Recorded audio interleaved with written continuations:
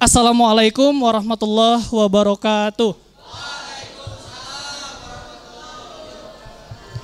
Rabbi shrah li sadri wa yassiril amri wahlul 'uqdatam min lisani yafqahu qawli. Alhamdulillah teman-teman, sebelumnya dan Bapak Ibu dosen terima kasih atas kesempatan yang diberikan kepada kami. Di sini saya Rudimen selaku perwakilan dari Desa Santosa yang insya Allah akan bercoba untuk memaparkan terkait data-data yang kami temukan di Desa Santosa, Kecamatan Kertasari, Kabupaten Bandung. Mohon maaf Pak, ini saya perlu memperkenalkan rekan-rekan kelompok. Oh enggak usah. Ya, mungkin untuk efisiensi waktu, di sini kita langsung saja melihat apa saja potensi-potensi yang memang ada di Desa Santosa. Mungkin boleh Rizky dilanjutkan langsung ke slide yang data potensi. Data potensi ini tentunya kami dapatkan melalui observasi langsung, terjun ke lapangan, ke Desa Santosa ada sekitar 3-5 kali, lebih tepatnya mungkin 5 kali kami terjun ke lapangan langsung untuk mencari data potensi ini. Berdasarkan hasil dari temuan kami di lapangan bahwa memang di Desa Santosa sendiri diklasifikasikan ke dalam 2 jenis potensi. Pertama memang potensi yang sudah mulai beroperasi, yaitu ada situ Cihaniwung, yang sekarang juga memang dikenal sebagai salah satu ikonik dan menjadi ciri khas Desa Santosa. Karena secara letaknya sendiri, situ Cihaniwung itu berada tepat di depan kantor Desa Santosa. Dan nanti kita akan lihat foto-fotonya.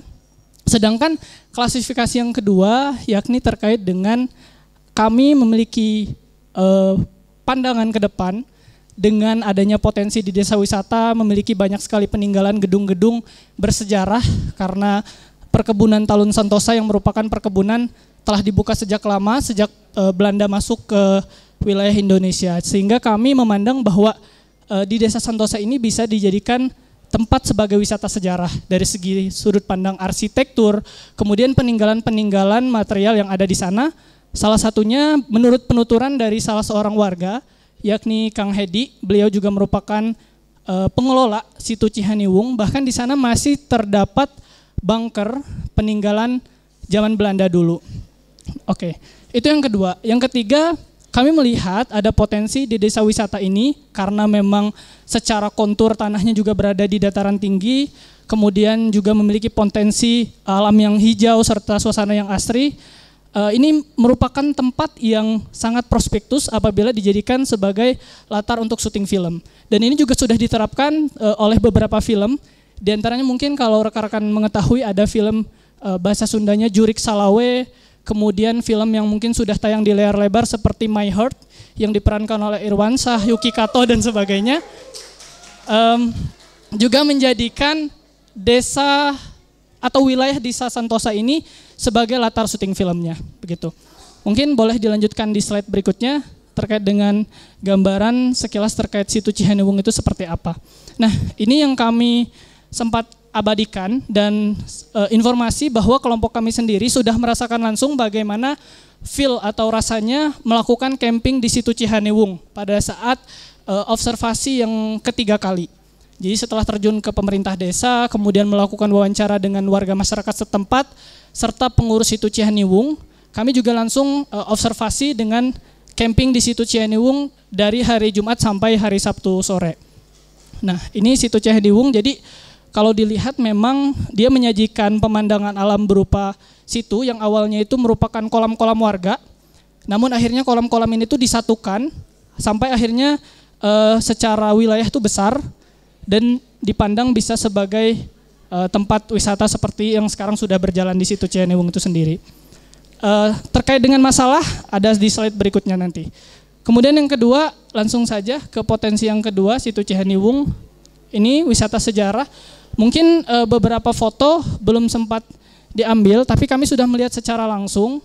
Tapi terus terang belum dimasukin ya, karena sempat ada kendala juga dari space, ada HP yang rusak dan sebagainya. Jadi beberapa dokumentasi sempat hilang kayak gitu. Mungkin jadi evaluasi juga untuk kelompok kami terkait dengan wisata sejarah.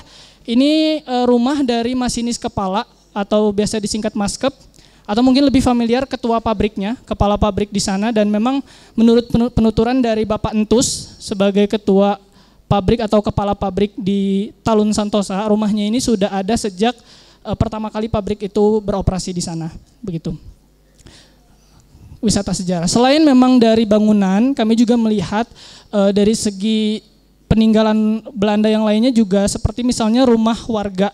Rumah warga juga dioperasikan sejak pertama kali Desa Santosa itu ada. Dan tadi saya sebutkan bahwa memang sampai ada bunker di sana. Wisata sejarah. Kemudian langsung saja yang ketiga, efisiensi waktu. Kami memandang karena wilayah Santosa ini tadi seperti yang saya sampaikan, alamnya memang sangat bagus, bahkan sudah dijadikan terpilih sebagai latar tempat syuting beberapa film. Kami memandang bahwa Desa Santosa ini menjadi daerah yang tepat ataupun potensial ketika dijadikan sebagai tempat latar syuting film. Mungkin kawan-kawan dari semester 7 juga kemarin sempat observasi ke sana dan mungkin ada pandangan yang sama. Nah, kemudian 3 potensi itu yang kami pandang terkandung di daerah Santosa khususnya. Namun tentunya tidak lepas dari ada beberapa bisa dikatakan PR yang masih perlu untuk dipelajari bersama juga terkait dengan ada beberapa problematika di daerah Santosa itu sendiri. Karena itu kita lanjut ke slide potensi atau maksud saya masalah yang ada di Desa Santosa. Boleh dilanjutkan? Nah, pertama mungkin sekedar untuk informasi, memang secara transportasi untuk menuju Desa Santosa itu terbatas. Beberapa kami sempat melihat ada angkot yang memang jurusan dari Ciparai Santosa, namun realnya di lapangan itu ternyata tidak sampai ke Desa Santosa. Karena itu terkait dengan data masalah yang kedua, akses jalan yang memang masih kurang bagus ke Desa Santosa. Kemudian Desa Santosa sendiri memang belum mempunyai ciri khas khusus tentang Desa Santosa. Kenapa begitu? Padahal ada situ Cihaniwung yang berada di sana. Karena memang ternyata situ Cihaniwung itu sendiri pengelolaannya bukan berada di bawah Desa Santosa, melainkan HGU-nya itu terdaftar di wilayah Desa Wanasuka Pangalengan. Ini tentu ironis karena situ Cihaniwung itu sendiri yang berada tepat di depan kantor Desa Santosa, namun ternyata atau potensi yang dihasilkan itu tidak kembali ke desa karena HGU-nya itu terdaftar di Desa Wanasuka Pangalengan, bukan Desa Santosa di Kartasari begitu. Dan kalau kami lihat juga dari segi data adanya tingkat sumber daya manusia yang bisa terbilang rendah karena dilihat dari data itu kebanyakan dari sana tolak ukurnya adalah misalnya sistem pendidikannya sendiri, mereka rata-rata lulusan SMA dan langsung melanjutkan apa yang telah didahului oleh orang tuanya, yakni menjadi pekerja kebun, pemanen teh, karena mereka itu menjadikan masih bisa atau tidaknya menempati rumah dinas yang disediakan oleh perkebunan.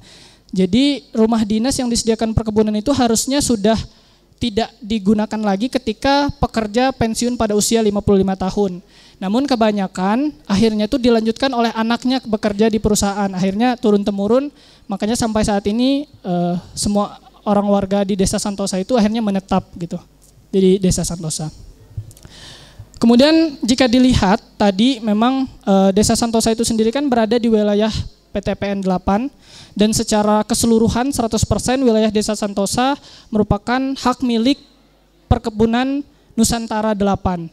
Sehingga ketika ingin melakukan pengembangan dan sebagainya, yang menjadi kendali tertinggi adalah PTPN 8. Jadi MOU-nya langsung ke PTPN 8, terlepas dari desa mengizinkan atau tidak, maka sebuah tempat wisata itu bisa beroperasi. Itu berdasarkan penuturan dari pengelola situ Cihaniwung. Makanya lagi-lagi tadi situ Cihaniwung tidak ada izin ke Desa Santosa, tapi langsung melangkahi dan izin ke PTPN 8 saja, meskipun wilayahnya berada di Desa Santosa.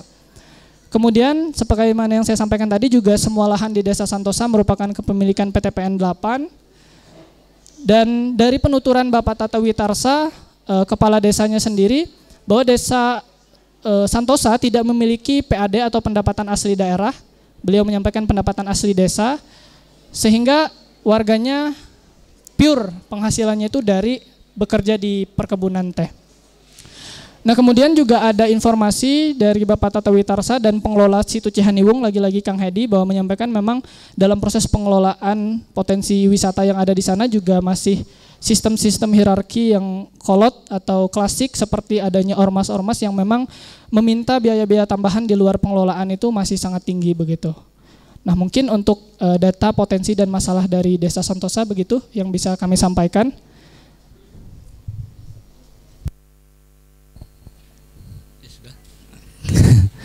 Ya, terima kasih. Beri aplaus dong buat teman-temannya yang saya santosa nih. Oke.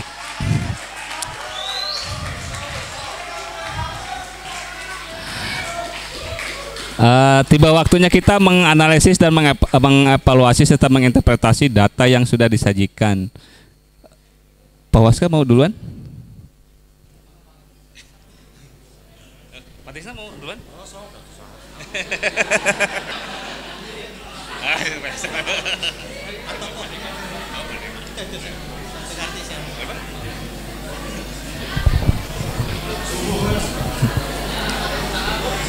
Ya, assalamualaikum warahmatullahi wabarakatuh.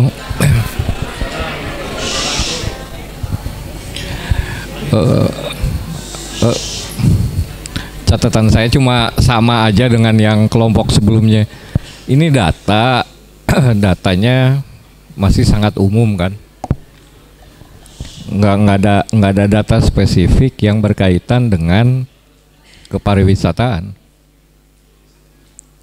Misalnya kurangnya transportasi menuju Desa Santosa, kurangnya transportasi atau infrastruktur transportasi sebetulnya. Iya, berarti masalah dasarnya kan infrastruktur, bukan transportasinya. Transportasi setelah akibatnya.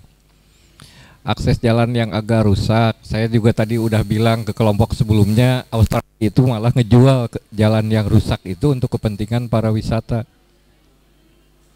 Artinya soal mindset, terus rusaknya seberapa parah, seberapa jauh, dari mana ke mana, kan ini masih sangat umum. Sehingga kalau ini mau diinterpretasikan dari data itu, desa misalnya belum mempunyai PAD, terus kaitan dengan potensi pariwisata apa? Kalau desa belum punya PAD, kan yang mau dikembangkan Cihaniwung, berarti kan datanya yang terkait langsung dan tidak langsung dengan Cihaniwung. Kalau PAD mah tengah ganggu, tapi kalau ormas nggak ganggu, tapi bisa kita mengatasi ormas. Mualnya bisa di diana di tatoan.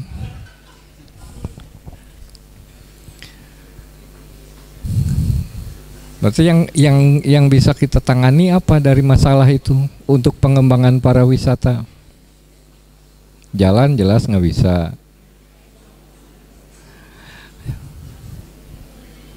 Iya, apanya?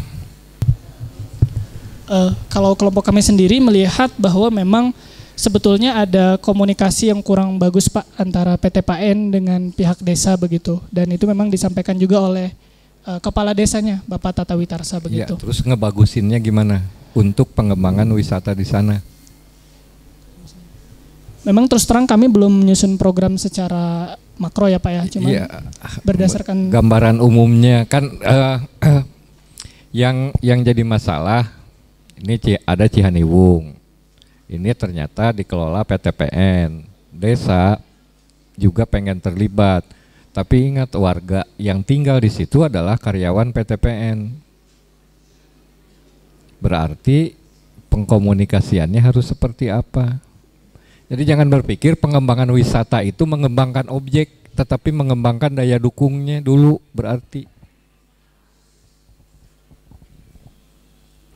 Kalau kemampuan SDM-nya rendah, di situ lebih banyak karyawan.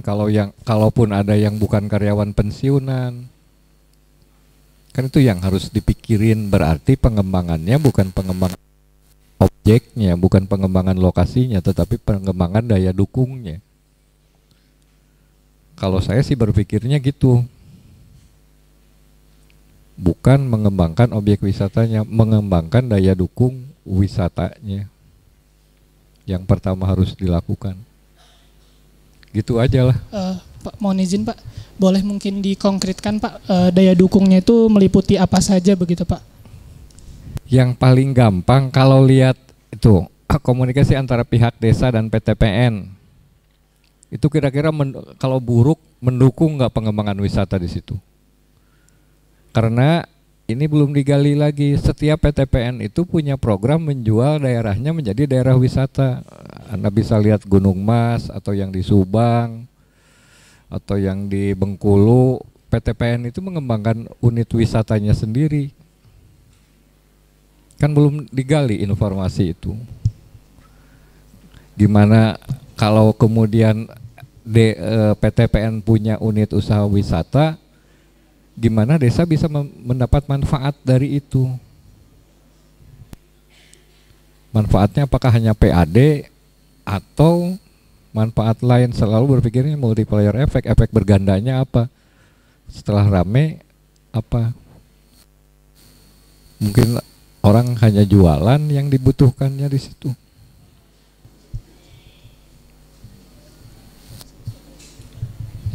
Ya, udah ngerti? Iya Pak, memang mungkin tambahan sedikit Pak, mohon izin. Dari pihak PTPN sendiri memang sudah menyampaikan bahwa mereka untuk beberapa tahun ke depan, khususnya di tahun ini memang sedang menggencarkan yang namanya agrowisata Pak. Jadi memberikan keterbukaan bebas bagi instansi-instansi atau desa ketika pengen membuka wisata baru, memang sedang digencarkan ke sana menurut Kang Rendra. Begitu. Iya, karena itu program PTPN di mana-mana sama aja. Dia mengembangkan kawasan wisata berbasis perkebunannya. Kalau pengen orang situ memanfaatkan, pengembangan SDM wisatanya harus seperti apa? Jangan seukur jadi tukang dagang. Kan enggak.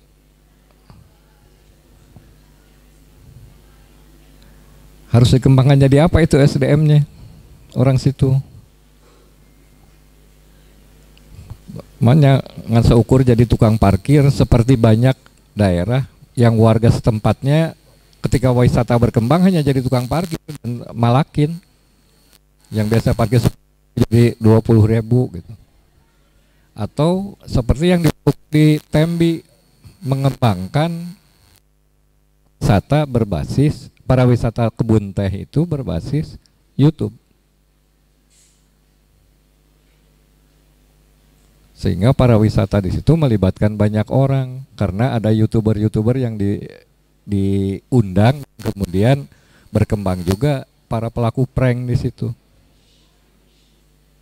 Jadi berpikirnya tolong jangan lempeng-lempeng wisata komunikasi gitu.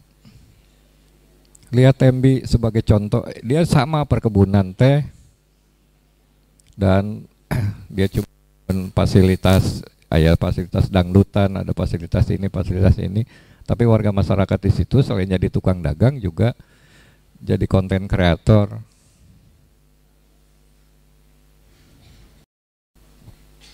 Yang mengeksploitasi keberadaan objek wisata itu. Itu mah contoh gimana saya menginterpretasikan data ini. Jadi interpretasinya kemudian analisisnya menggunakan teori-teori komunikasi yang dikuasai, baru dirumuskan menjadi program yang akan dilakukan. Program itu akan terdiri dari banyak kegiatan. Udah gitu aja.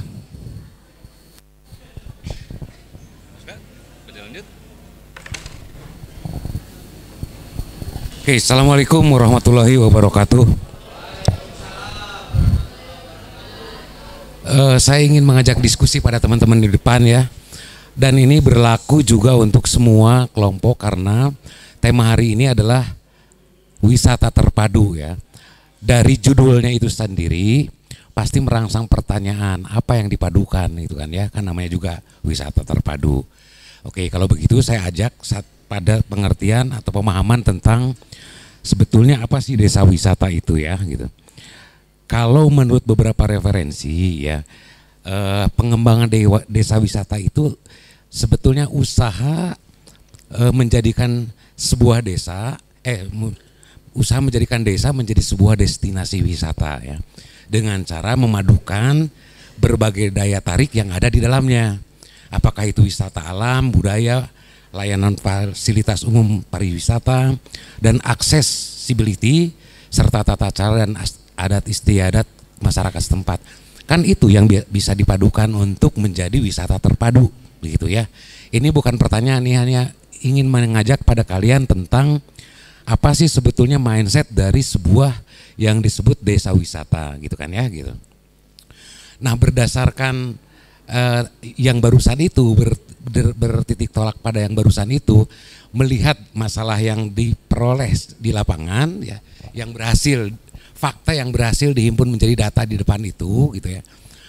Ada nggak keterkaitannya? Punya nggak kita kekuatan untuk menjadikan desa itu sebagai desa yang menjadi destinasi wisata?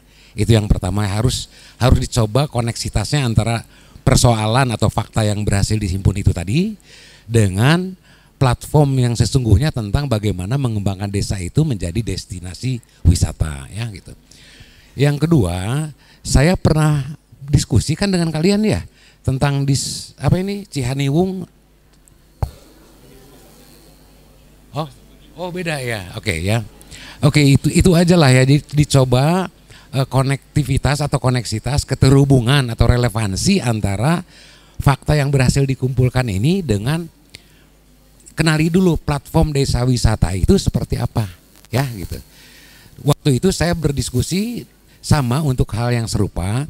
Saya malah pesankan untuk bisa mengkomunikasikan sebuah desa wisata harus dilihat dulu apa USP-nya, apa unique selling proposition-nya. Keunggulan apa yang mau ditawarkan, tidak unggul mau ngapain gitu kan ya gitu. Nah jangan-jangan tapi menerjemahkan keunggulan itu bukanlah sesuatu yang selalu harus indah. Tadi dicontohkan oleh Pak Yosal Jalan Butut, oke siapa tahu itu bisa jadi semacam nilai keunikan yang bisa dijual gitu kan ya. Nah itu aja ya gitu sebagai komentar. Tapi saya respect terhadap apa yang didapatkan ya, tinggal bagaimana nanti ini dibikin relevansinya dengan platform desa wisata tadi ya. Kalau itu sudah ketemu, gampang kan dituna gitu kan ya. Diupayakan dengan apa, dipasarkan dengan cara apa, dikomunikasikan dengan metode seperti apa gitu ya. Gitu aja, terima kasih ya.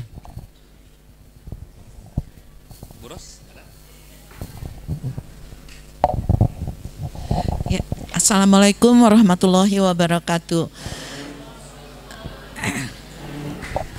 Pertama kali saya pernah menanyakan waktu pertama kali kita ketemu, mungkin ada di sini tapi entah siapa, saya tidak hafal. Kenapa Anda memilih proyek desa wisata? Ya bisa sekedar, ya bisa sambil jalan-jalan. Sebetulnya tampaknya sederhana ya, jalan-jalan menyenangkan. Tapi saya juga pernah mengatakan kepada Anda, kalau saya menjadi Anda, saya merasa paling sulit dan tidak akan mengambil proyek desa wisata. Karena saya tahu desa wisata itu seperti tadi Pak Waska sudah memberikan sebuah pengertian ya. Sebuah situasi yang sangat kompleks sekali. Dari masalah apapun yang ada di wisata itu harus difikirkan agar memang itu menjadi wisata yang kita harapkan. Oke lah. Saya sangat mengapresiasi semangat Anda jalan-jalan, tentunya dengan memikirkan kalau Anda jalan-jalan itu apa yang ingin Anda dapatkan, gitu kan? Keamanan, ya kan? Kenyamanan, gitu kan? Hal keamanan dan kenyamanan itu juga sangat menjadi unsur utama daerah wisata. Karena kalau itu tidak, keamanan baik jalan mencapai ke sana, kenyamanan di sananya. Kadang-kadang saya juga menjelaskan malah kemarin ini dengan untuk pembersihan badan, toilet ya. Toilet itu juga harus difikirkan, jangan sampai tempatnya indah tapi kalau mau membuang hajat nyari-nyari kebun kosong gitu misalnya, itu kan juga harus kalian pikirkan seperti itu. Nah, kalau melihat data masalah yang ada, di situ ada kurangnya transportasi. Betul, apa sih maksudnya kurangnya transportasi? Mungkin infrastrukturnya yang perlu difikirkan. Akses jalan yang rusak itu juga, apa yang dimaksud dengan akses jalan yang rusak itu, apakah perlu dipelihara atau perlu diperbaiki? Kemudian belum mempunyai ciri khas khusus tentang Desa Sentosa.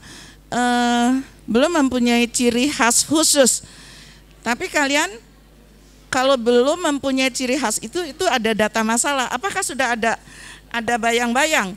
Apakah ada yang khususnya gitu di situ? Kalau kalian tahu itu belum ada yang khusus, jangan-jangan dicari-cari nggak ada yang khususnya juga. Oke, ada, ya nggak apa-apa sih, nggak perlu dijelaskan sekarang ya. Lalu sumber daya manusia yang rendah, apa hubungannya dengan para wisata? Misalnya, apakah kalian juga sudah memikirkan bagaimana sumber daya manusia yang rendah itu akan diapakan?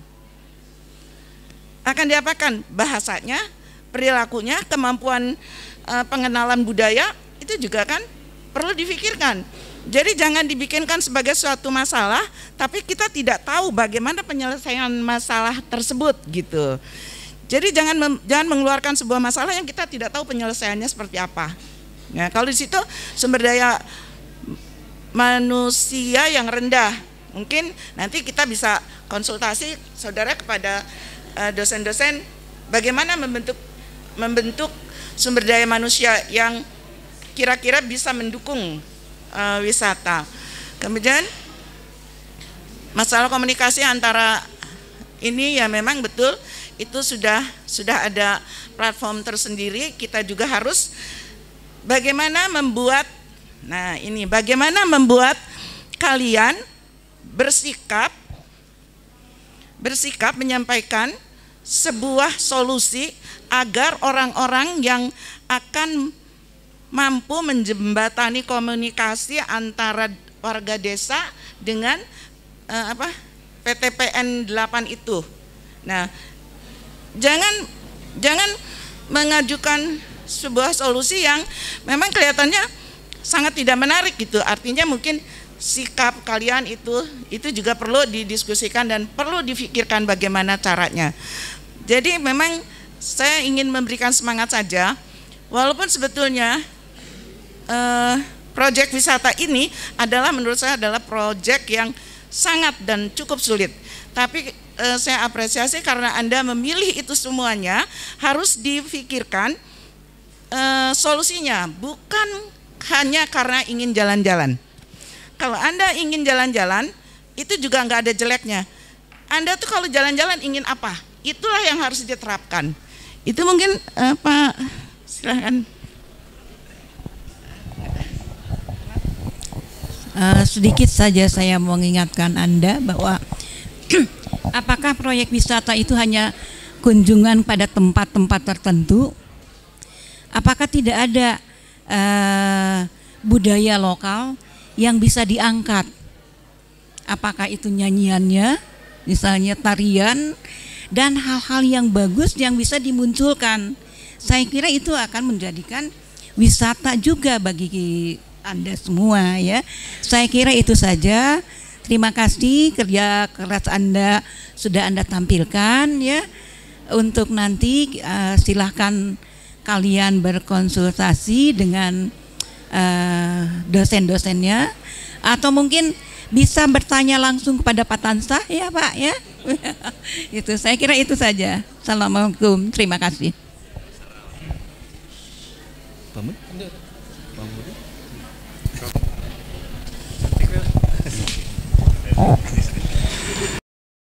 Terima kasih, biar kedengaran ke semua. Oke, Desa Sentosa ya. Mudah-mudahan sentosa semua.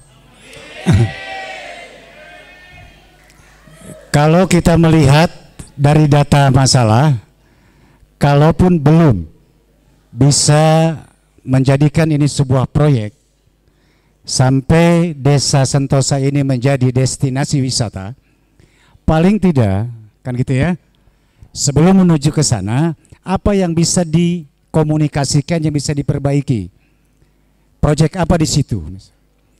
Kalaulah timbul misalkan komunikasi yang kurang bagus di lembaga desa antara BPD, LPMD, pemerintah desa ataupun organisasi-organisasi yang ada di desa sana, sehingga potensi yang ada di desa ini belum bisa dioptimalkan karena mereka belum ada kata sepakat secara internal desa itu kalau ini mau menjadikan sebuah desa wisata yang terkait dengan PADES. Jadi salah satu PADES adalah jadikan desa itu desa wisata sehingga PAD-nya itu meningkat gitu. Kan itu sebetulnya. Bisa jadi proyek kalian adalah tentang bagaimana kita bisa memanfaatkan potensi wisata desa dikaitkan dengan pendapatan asli desa. Misalnya contohnya ya, kita hanya bicara potensinya, belum pada proyek untuk menjadikan itu sebuah destinasi wisata yang langsung jadi. Paling tidak itu dulu. Jadi mengaitkan antara potensi yang ada di situ dengan masyarakat yang ada di situ dengan juga pemangku ya kekuasaan yang ada di desa. Atau mungkin mau mengkaitkan antara desa dengan segala pemangku kepentingan di desa dengan PTPN misalnya. Misalkan kalian menjadi mediatornya, mengkomunikasikan itu. Proyek kalian adalah mencoba menyamakan persepsi antara pemerintah desa, masyarakat dengan PTPN. Itu bisa juga jadi satu proyek sekarang. Gitu. Ya menurut saya tuh, ya tentu pendekatannya pendekatan terserah nanti. Bagaimana kalian mampu menjadikan itu. Yang tadinya barangkali masing-masing, ya, jadi sektoral saja berpikirnya, tidak menyeluruhkan gitu. Kemudian yang kedua, kalaulah itu belum bisa dimanfaatkan, karena saya lihat di situ ada wisata sejarah, ada situs sejarah, bangunan-bangunan, paling tidak jadikan oleh kalian sebagai proyek percontohan wisata berbasis YouTube tadi, sebelum dimanfaatkan oleh orang lain, manfaatkan oleh kalian gitu. Menjadi konten misalkan media, sehingga itu menarik. Paling tidak sebelum mereka juga sampai mau datang ke desa Sentosa itu, paling tidak masyarakat di luar sana sudah tahu bahwa di Kertasari ada desa Sentosa, di situ ada situs sejarah, di situ ada situ kan gitu. Yang tadi situs kan gitu, ada situ. Sehingga di situ bisa jadi semacam tempat, ya kan, untuk membuat konten misalnya, untuk prawedding, untuk apa? Kan di sini juga disebutkan tempat shooting katanya kan. Atau memperkenalkan saja lewat media, di situ ada kondisi alam yang bisa diekspos ke halayak dan kalian saja sebelum orang lain. Jadi dijadikan proyek oleh kalian untuk menjadi sebuah konten media misalnya, sehingga ya kan desa itu dikenal, kemudian potensi desa itu juga diketahui. Nah setelah itu menjadi pembuka saja jalan berikutnya, siapa tahu kalau itu sudah masuk media, Pemdanya juga merasa berkepentingan, pemerintah desanya juga seperti itu, jadi menggugah, ya menggugah, atau PTPN-nya juga merasa tergugah untuk menyerahkan lahan itu, tetap lahannya lahan PTPN, tetapi bisa juga dimanfaatkan oleh masyarakat. Di satu sisi bisa dijaga, di satu sisi juga bisa memberikan kontribusi kepada masyarakat setempat. Salah satu fungsi badan usaha milik negara itu juga kan memberikan pengaruh positif ya terhadap bukan hanya sekedar mereka jadi pemetik teh atau hanya pekerja perkebunan, tetapi juga mereka suaminya pekerja bangunan, pekerja perkebunan, mungkin keluarganya, anaknya, istrinya bisa apa di sana gitu. Ya, jadi nggak usah berpikir bahwa proyek ini harus jadi seolah jadi tempat wisata Batansa kan gitu ya. Apa yang bisa kalian lakukan dengan kondisi yang ada? Jadikan itu proyek buat kalian. Sesederhana apapun. Yang penting ada manfaatnya kan gitu ya. Ada upaya kalian sebagai mahasiswa paling tidak bisa mengatasi satu kendala saja atau bisa menyelesaikan satu masalah saja yang dari sekian masalah yang ada. Tidak usah ini semua harus selesai. Masalahnya di mana misalnya? Kalau soal sumber daya manusia yang rendah, biarkan itu menjadi urusannya bagian literasi. Ya, misalnya kan seperti itu. Atau kerjasama dengan literasi. Seperti apa nantinya? Sekira itu saja. Ya, yang penting kalian percaya diri bahwa ada sesuatu yang bisa kita lakukan di sana, apapun sekecil apapun yang penting itu memberikan manfaat. Baik untuk kalian sebagai mahasiswa tempat kita melakukan ya semacam aktivitas kuliah di lapangan, dan juga bisa menyelesaikan satu saja masalah, kalaupun belum tuntas minimal 50% lah dari masalah yang ada. Ya, yang bisa kalian sebagai Fakultas Ilmu Komunikasi, bukan urusan jalan dan sebagainya. Kalau ada kendala komunikasi, jadikanlah diri kalian sebagai media untuk menjadi perantara, mediator antara berbagai kepentingan pihak-pihak yang terkait, yang intinya kesananya adalah supaya bisa memberdayakan potensi wisata yang ada di sana. Itu saya, terima kasih. Assalamualaikum warahmatullahi wabarakatuh. Ya, sedikit tambahan. Jadi dari awal kita selalu menyampaikan tentang porsi itu, porsi 4C itu, kritis, kreatif, komunikatif, dan kolaboratif. Yang terlihat sampai hari ini kan masih sektoral, artinya yang wisata. Padahal semua masalah itu jika dikaitkan dengan 2 kelompok yang lainnya, seperti sumber daya manusia yang rendah itu berkaitan dengan kelompok literasi. Nah, programnya Anda bisa berdiskusi dengan kelompok literasi, bagaimana meningkatkan itu. Kedua, itu kolaboratif dan komunikatif. Belum mempunyai ciri khas khusus tentang Desa Santosa. Apakah itu tidak ada kaitan dengan UMKM? Ada. Nah, sudah mulai terbayangkan bahwa sebetulnya proyek-proyek yang dipisah itu sebetulnya satu kesatuan yang utuh. Karena wisata, UMKM, dan literasi itu tidak bisa dipisah-pisahkan. Bagaimana kita menempatkan peran kelompok kita di dalam sebuah rangkaian yang terus muter itu. Dia terus berputar di situ. Oke? Makanya nanti di dalam perencanaan program itu kita harus betul-betul memilah-milah mana dan posisi kita ada di mana. Yang pasti kalau ke infrastruktur tidak bisa. Satu, kita bukan teknik sipil. Kedua, bukan teknik bangunan. Ketiga, juga bukan ya kan? Nah, makanya ada beberapa pilihan yang mungkin tadi bisa diambil, misalnya, oke, ini masalahnya masalah komunikasi. Bisa jadi judul proyeknya adalah tentang masalah komunikasi yang terputus atau yang belum terbangun. Tadi Pak Yosa menyampaikan bahwa ya seperti di Bogor itu Gunung Mas itu PTPN juga. Ternyata berhasil. Ya. Apa yang salah di situ? Apa yang belum ditemukan oleh Anda di lapangan tentang itu? Pasti ada kan? Pasti ada. Hanya mungkin karena kita elaborasinya yang belum terlalu maksimal. Jadi secara prinsip tugas observasi Anda sudah banyak menemukan data permasalahan, tinggal nanti. Dan proyek ini tidak harus selesai dalam 1 semester, tidak. Bisa jadi ini selesai setahun, 2 semester. Paling lama kita 3 semester sebetulnya targetnya itu. Karena berdasarkan MBKM, 3 semester Anda belajar di luar kampus. Bisa jadi. Nah, tinggal akan memilih di wilayah mana. Tadi Pak Waska sudah menyampaikan dari perspektif destinasi wisata, apa itu daya dukungnya? Bahkan Pak Yosa tadi sudah menyebut, kenapa enggak gitu ya. Daya dukungnya dulu siapin, misalnya dengan mengundang para konten kreator atau masyarakat di situ yang menjadi konten kreator. Kalau arahnya program masyarakat menjadi konten kreator, maka harus ada pelatihan bagaimana menjadi orang konten kreator. Ya kan? Nah, sudah mulai terbayang. Jadi terima kasih sudah jalan-jalan ke sana, kan judulnya jalan-jalan. Tinggal nanti dicatat, mohon dicatat nanti. Kita akan terus berdiskusi. Jadi hari ini presentasi dan elaborasi ataupun interpretasi data. Tadi sudah disampaikan oleh banyak. Gitu ya. Jadi nanti tinggal dicatat. Untuk berikutnya nanti kita akan berkoordinasi kembali. Kira-kira programnya apa nih? Anda boleh mengusulkan. Kami juga nanti akan berdiskusi. Posisinya setara. Anda sebagai mahasiswa yang ke lapangan boleh mengusulkan beberapa program-program yang mungkin akan diambil, nanti berdiskusi dengan para dosen dalam perspektif keilmuannya masing-masing, sehingga nanti akan terwujud, nih programnya akan seperti ini.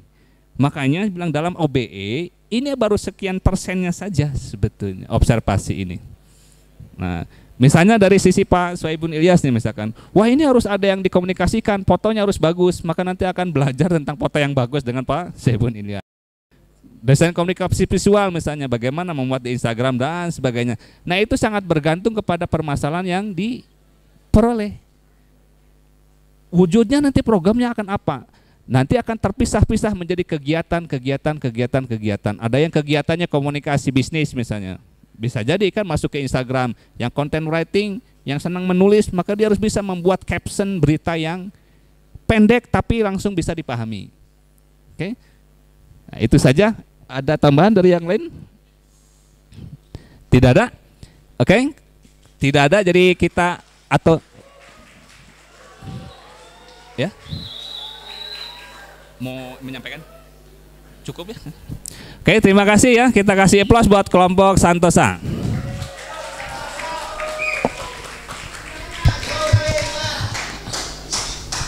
Alhamdulillahirrahmanirrahim. Sebelumnya saya ucapkan terima kasih atas perhatian teman-teman dan masukan-masukan serta arahan dari Bapak dan Ibu dosen semuanya. Insya Allah menjadi insight yang berharga buat kami dan menjadi pendorong untuk lebih berkolaborasi lagi ke depannya.